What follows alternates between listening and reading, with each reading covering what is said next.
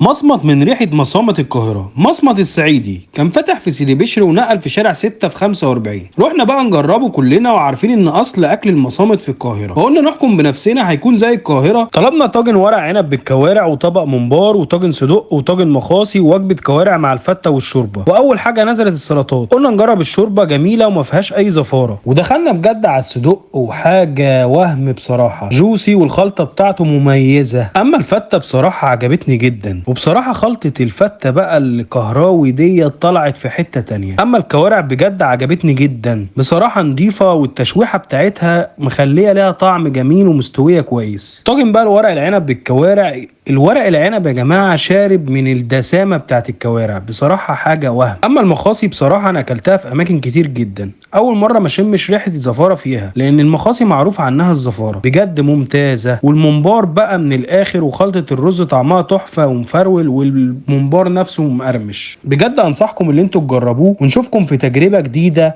مع المطعم جية.